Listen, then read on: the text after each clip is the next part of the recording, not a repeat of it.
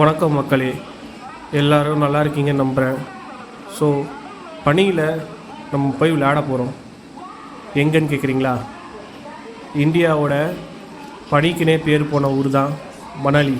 மணாலிக்கு நம்ம முதல்ல சென்னையிலேருந்து டெல்லி போய் டெல்லியிலேருந்து நம்ம பஸ்ஸு பிடிச்சி மணாலி போனோம்.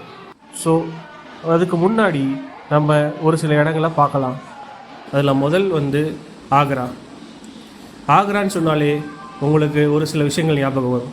அதில் முதலாவதாக தாஜ்மஹால், அப்புறம் ரெண்டாவதாக ரெட் ஃபோர்ட். ஸோ இது ரெண்டையும் தான் நம்ம முதல்ல விசிட் பண்ண போகிறோம். சாயந்தரம் கிளம்பி ஒரு நாள் ஃபுல்லாக ட்ராவல் பண்ணி அதுக்கு அடுத்த நாள் காலையில் 6 மணிக்கு ஆக்ராவில் இறங்கினேன் கைஸ். இந்த கிளைமேட்டை பாருங்கள். நான் இறங்கி பார்க்கும்போது 14 டிகிரி. எனக்கே ஒரு மாதிரி ஆயிடுச்சு, என்னடா இவ்வளோ குளிராக இருக்குது அப்படின்னு. அப்படியே இருக்கிற பக்கத்தில் இருக்க கடையில் ஒரு சோலே பாத்ராவை பிரேக்ஃபாஸ்ட்டாக சாப்பிட்டுட்டு விட்ற ஆட்டோவன் பிடிச்சி அங்கேருந்து நேராக ரெட் ஃபோர்ட்டுக்கு வண்டியை விட்டாச்சுங்க. ரெட் ஃபோர்ட்டோட என்ட்ரன்ஸ் பார்த்தீங்கன்னா 50 ரூபாங்க. காலையில் 6 மணிக்கு ரெட் ஃபோர்ட்டில் பாருங்கள் எவ்வளோ பனிமூட்டத்தோட உங்களுக்கு பின்னாடி அந்த பறவைகளோட சவுண்டெல்லாம் அவ்வளோ ப்ளசண்ட்டாக இருக்குங்க காலைல கேட்குறதுக்கு. அதாவது ஒரு விஷயம் சொல்லுவாங்க, அந்த பறவைகளோட சவுண்டு பார்த்திங்கன்னா 432 ஹெர்ட்ஸ் இருக்குங்களாம். அது கேட்டாலே, அதுவும் காலையில் கேட்டாலே நம்மளோட மைண்ட் ரொம்ப ரிலாக்ஸ்ட் ஆகி ரொம்ப காம் ஆயிருங்க.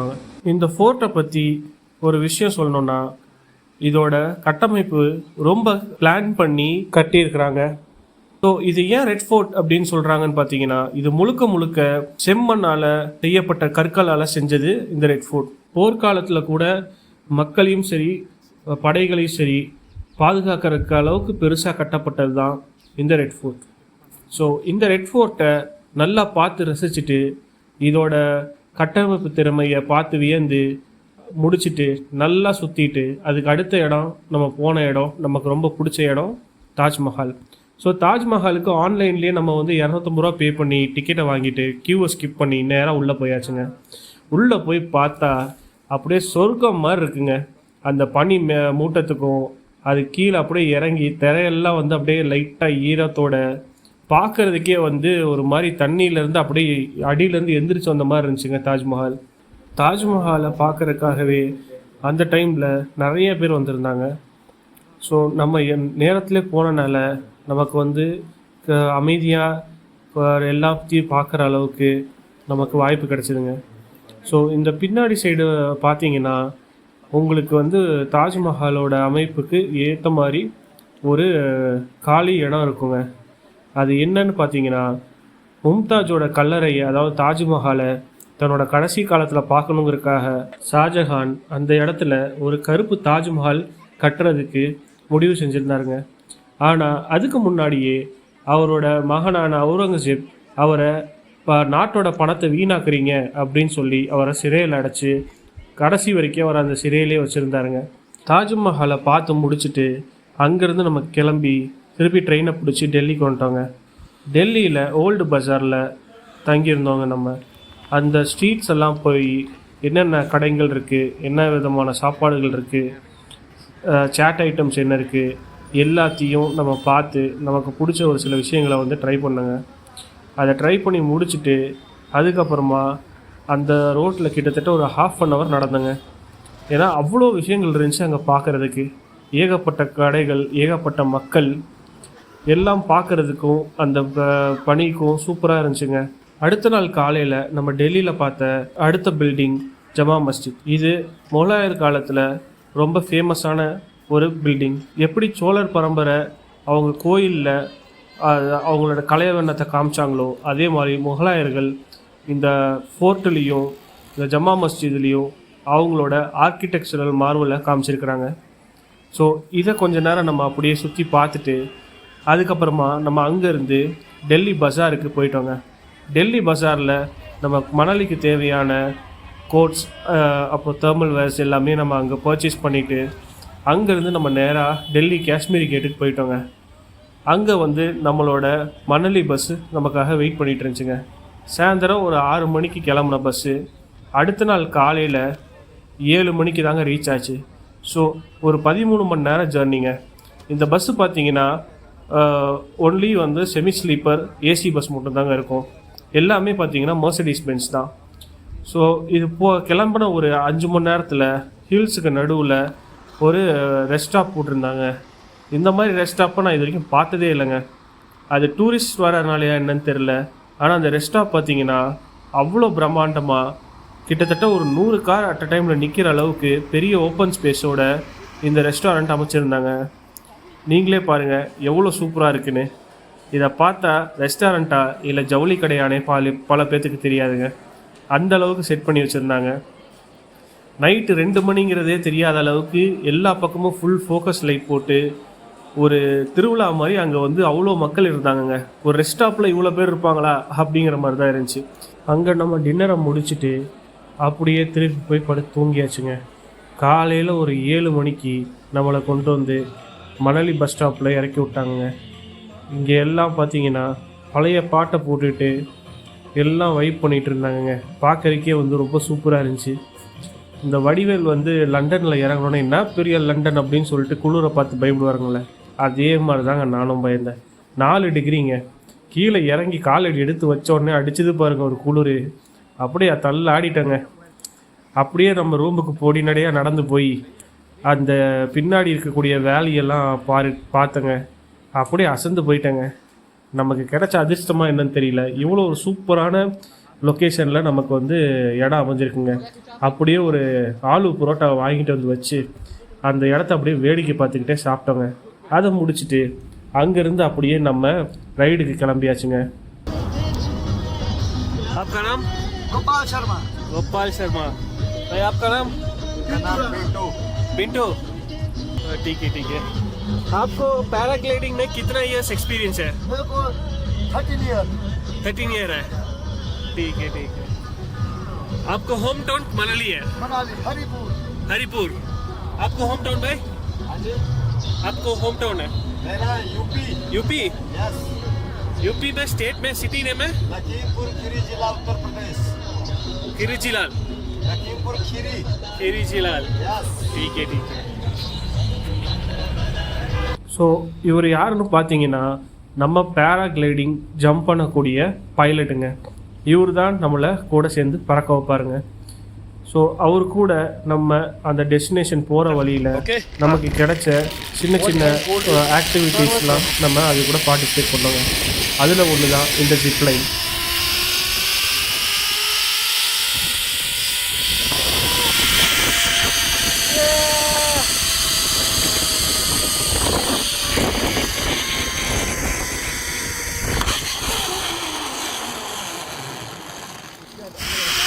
என்னோடய எக்ஸ்ப்ரெஷனை பார்த்து நீங்களே கண்டுபிடிச்சிருப்பீங்க இது எவ்வளோ என்ஜாய் பண்ணியிருக்கேன் அப்படின்னு.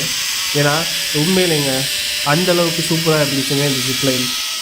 அதை முடிச்சுட்டு திருப்பி அப்படியே வண்டி எடுத்துக்கிட்டு நம்ம ஜர்னியை கண்டினியூ பண்ண ஆரம்பிச்சாச்சுங்க. ஸோ பல மலைகளுக்கு நடுவில் போயிட்டு இருந்தோம்.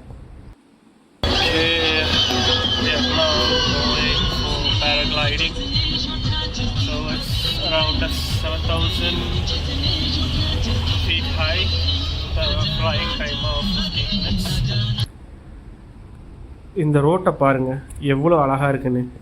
இந்த மாதிரி இடத்துலலாம் நம்ம வந்து அட்லீஸ்ட் ஒரு மாதமாவது தங்கி இதை எல்லாத்தையும் எக்ஸ்ப்ளோர் பண்ணோங்க. இந்த பாயிண்ட்டை பார்த்தீங்கன்னா இதுதான் நம்ம ஜம்ப் பண்ண போகிற பாயிண்ட்டுங்க. கிட்டத்தட்ட 8000 அடிக்கு மேலே இந்த இடம் லொக்கேட் ஆகிருக்குங்க. ஸோ இந்த இடத்துக்கு நம்ம ரீச் ஆகிறதுக்கு நார்மலாக அவங்க கூட வந்த காரை விட்டுட்டு அதுக்கப்புறமா ஒரு ட்ரெக்கிங் ஜீப்பில் நம்மளை ஏற்றி கிட்டத்தட்ட ஒரு 1/2 hour மேலே வந்து ஹில்ஸ் மேலே ரைட் பண்ணாங்கங்க. ஒரு ஆஃப் ரோடிங் ட்ரிப்புன்னே சொல்லலாம். குதிக்க போகிறேன். நம்மளை ப்ரிப்பேர் பண்ணிட்டு இருக்காங்க பாருங்க. இதை ப்ரிப்பேர் பண்ணிட்டு நம்ம வந்து கரெக்டாக ரெடியாக இருக்கணும் அப்படின்னு சொல்லி இன்ஸ்ட்ரக்ஷன் சொல்லி தூக்கிட்டாங்க. ஒரு செகண்டு தாங்க கிட்டுன்னு சொல்லிட்டு வானத்தில் போயாச்சுங்க. வானத்தில் போன அடுத்த எக்ஸ்பீரியன்ஸ் பார்த்தீங்கன்னா வேற லெவலுங்க. இது மாதிரிலாம் வந்து நான் வாழ்க்கையில் பார்த்ததே இல்லைங்க. இந்த தோலா படங்களை பார்த்துருக்கீங்களா? அதில் வந்து நம்ம கார்த்திக் வந்து பறப்பார், அவ்வளோ பயத்தோடு பறப்பார். நம்ம மேலே ஏறினதுக்கப்புறம் அதை பார்த்துட்டு அவ்வளோ சந்தோஷப்படுவாருங்க. அதே மாதிரி தாங்க ரொம்ப ஸ்டீப்பில் நின்று ஓடி ஜம்ப் பண்ண சொன்னாங்க. எனக்கு அவ்வளோ பயங்க. ஆனால் மேலே போய் இந்த சீனரியை பார்த்தோன்னே மொத்த பயமும் போயிடுச்சுங்க. நீங்கள் நினைக்கலாம் பறக்கும்போது மேபி நமக்கு ஷோல்டரோ இல்லை ஹிப்போ வந்து பெயின் இருக்கும்னு. அப்படிலாம் கிடையாதுங்க. இது வந்து ரொம்ப கம்ஃபர்டபுள். இதை ஓட்டுற பைலட் கிட்ட கேட்டேன். இந்த எக்யூப்மெண்ட்ஸ் எல்லாமே வந்து அவங்க யூரோப்லேருந்து டைரெக்டாக வந்து வாங்குறாங்களாம். இதெல்லாம் சில லேக்ஸ் வரும் அப்படின்னு சொல்கிறாங்க. ஸோ இதுக்குன்னே வந்து அவங்க தனியாக வந்து ஒரு வருஷம் ட்ரைனிங் எடுத்து லைசன்ஸ் வாங்கினதுக்கப்புறமா கூட ஒரு அசிஸ்டண்ட்டோடு வச்சு தான் அவங்க இது எல்லாமே பண்ணுவாங்களாம். ஏன்னா இது அந்தளவுக்கு ஒரு டேஞ்சரஸான ஸ்போர்ட்டு அப்படின்றாங்க. ஸோ இதுக்கு வந்து அவங்க முன்னாடியே வந்து காற்று என்ன ரீடிங்கில் இருக்குது எல்லாமே பார்ப்பாங்களாம். ஏன்னா ஹெவியான காற்று இருந்தாலோ இல்லை சுத்தமான காற்று இல்லைனாலோ இந்த ஃப்ளைட் வந்து அப்படியே வந்து கீழே விழுந்துருங்களாம். ஸோ ரொம்ப ரொம்ப டேஞ்சரஸ்.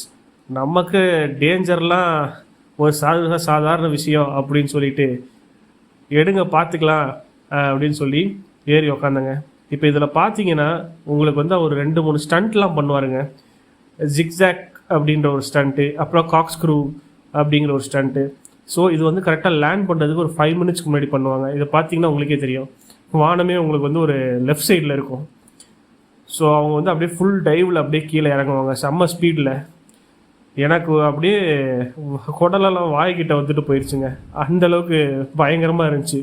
ஏன்னா அவ்வளோ ஃபோர்ஸில் அவ்வளோ ஸ்பீடில் நம்ம வந்து சர்ன்னு கீழே இறங்கும்போது அப்படி தாங்க இருக்கும். இது ஒரு சூப்பரான எக்ஸ்பீரியன்ஸுங்க. கண்டிப்பாக நீங்கள் எல்லாருமே ஒரு தடவையாவது மணலியில் போய் இந்த பேராகிளைடிங் பண்ணுங்க. நான் இதை ஜனவரி மாதம் பண்ணேங்க. ஆனால் நீங்கள் ஒரு நவம்பர் டிசம்பர் அந்த ஸ்னோ டைமில் பண்ணீங்க அப்படின்னா சுற்றி இருக்க மலை இப்போ இருக்கிறத விட இன்னும் ஃபுல் ஸ்னோவாக இருக்குங்க.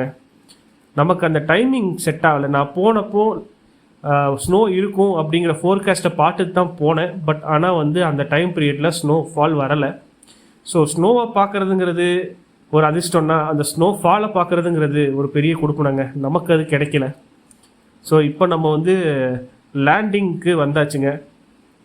ஸோ லேண்டிங் பார்த்தீங்க அப்படின்னா நமக்கு முன்னாடியே வந்து இன்ஸ்ட்ரக்ஷன் கொடுத்துருவாங்க. 2 காலையும் வந்து ஃபுல்லாக நீட்டி தான் வச்சுருக்கணும், பெண்ட் பண்ணக்கூடாது, பெண்ட் பண்ணால் கால் பிரேக் ஆயிரும் அப்படின்னு. ஸோ அவங்க மட்டும்தான் வந்து அதை ரன்னிங்கில் ஸ்டாப் பண்ணுவாங்க. நம்ம அப்படியே உட்காந்து வேடிக்கை பார்க்க வேண்டியதான். இதுக்கு கீழே இருந்து நமக்கு வந்து ஒரு டிஎஸ்எல்ஆர் ஃபோட்டோ ஷூட்டும் எடுத்துருவாங்க. நம்ம கையில் வந்து ஒரு கோப்ரோவும் கொடுத்துருவாங்க. இதை முடிச்சுட்டு அப்படியே நம்ம திருப்பி காரை எடுத்துக்கிட்டு அடுத்த லொக்கேஷன் போயாச்சுங்க.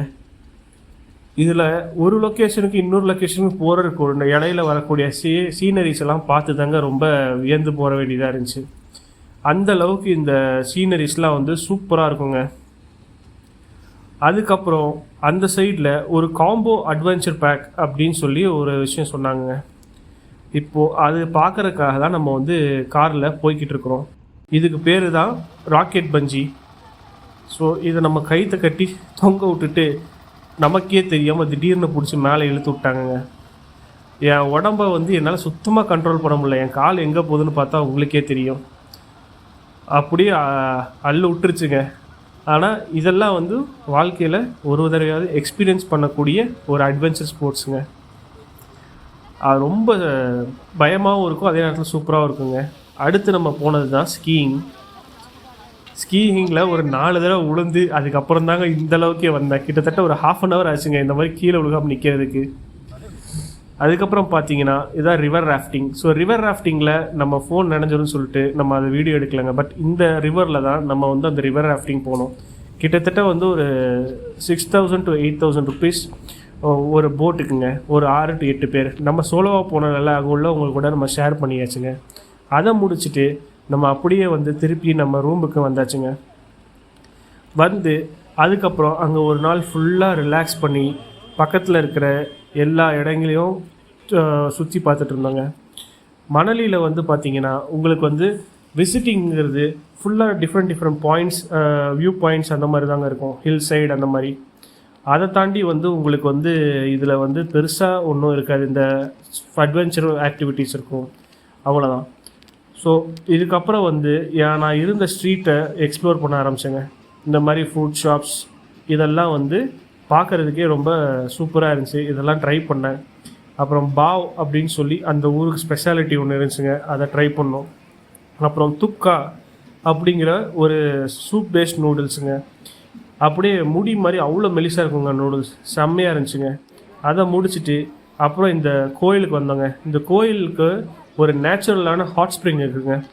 இதுக்குள்ளே நம்ம குளிக்கலான்னு முயற்சி பண்ணோம். பட் ஆனால் வந்து பயங்கர க்ரௌடுங்க. அன்னைக்குன்னு சொல்லிட்டு அந்த கோயிலில் ஏதோ ஒரு ஃபங்க்ஷன் நடந்துச்சு போல், நம்மளால் உள்ளே கூட நுழைய முடியல. கடைசி நாள் ஃபுல்லாக அந்த ஏரியாவே சுற்றிட்டு அந்த நேச்சரை உள்வாங்கிட்டு அந்த குளிரை நம்ம உடம்புல ஏற்றிட்டு நல்லா சுற்றிட்டு அதுக்கப்புறம் அங்கேருந்து நம்ம திருப்பி டெல்லி போய் டெல்லியிலேருந்து ட்ரெயினை பிடிச்சி சென்னை வந்தாச்சுங்க. ஸோ இந்த வீடியோ உங்களுக்கு ரொம்ப பிடிச்சிருக்குன்னு நினைக்கிறேன். ஸோ இது மாதிரி இன்னும் நிறையா வீடியோ ஃப்யூச்சரில் பார்க்கலாங்க. இந்த வீடியோவை லைக் பண்ணுங்கள், ஷேர் பண்ணுங்கள், சப்ஸ்கிரைப் பண்ணுங்கள், மறக்காமல் பெல் ஐக்கானை கிளிக் பண்ணிடுங்க.